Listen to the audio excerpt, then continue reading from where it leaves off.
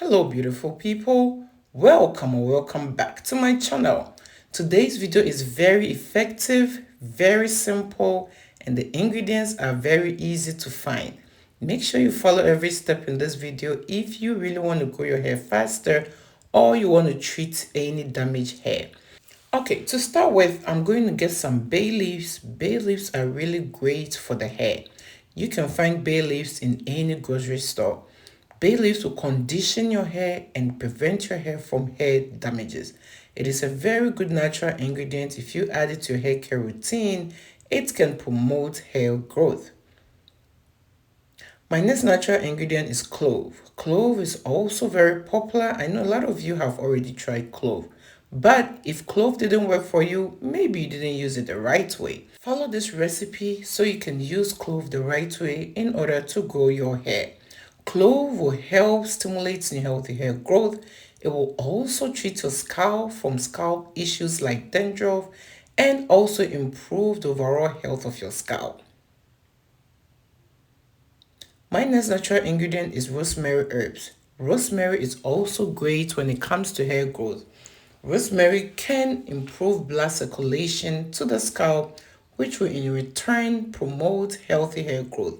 If your hair is damaged, if your hair is breaking a lot, shedding, you can apply rosemary recipe like this into your hair growth routine, and that is going to help resolve all your hair care issues. So I'm going to put all the ingredients in a saucepan and I'm going to top it up with water. And hey you all, you know how we do it here. But if you are new here and you do not know how we do it here, we show a lot of love around this channel. So please show your girl some love by giving this video a thumbs up. And if you're new here, do not forget to subscribe and click on the bell so each time I upload DIYs for hair growth like these, you will always be notified. And do not forget to share this video with your friends, your families, as well as on your social media platforms. Thank you for doing all that.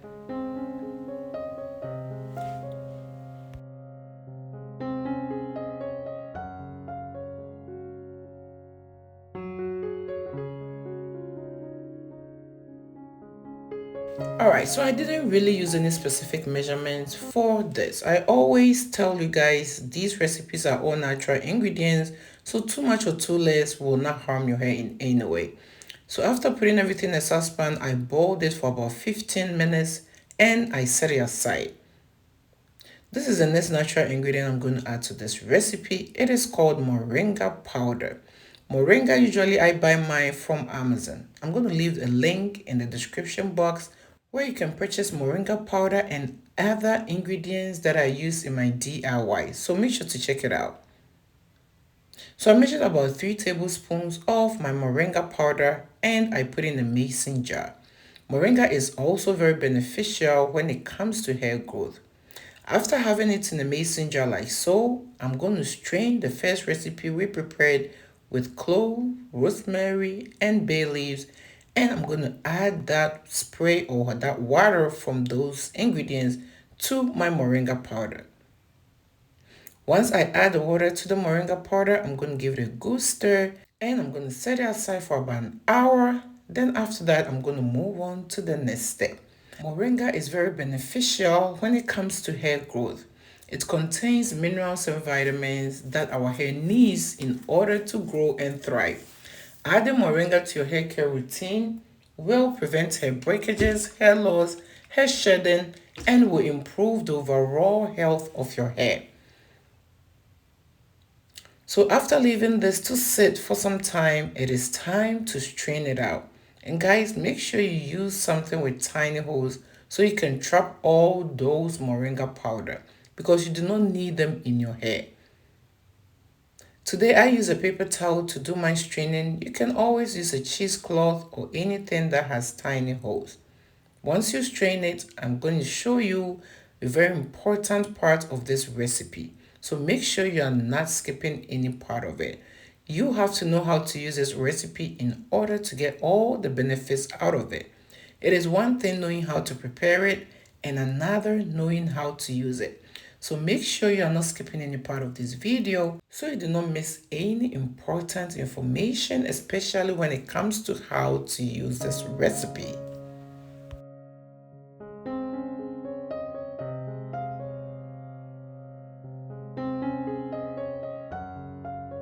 Adding essential oils to your DIYs are very important. I love to add them. Aside the fact that they have great fragrance, they also have their own benefits that will add up to any recipe. Today I used peppermint oil. I added a few drops and I just love the feel of peppermint on my scalp. You can use any essential oil of your choice. Rosemary essential oil, tea tree essential oil, just to mention a few. Once you add it, give it a stir and your recipe is ready.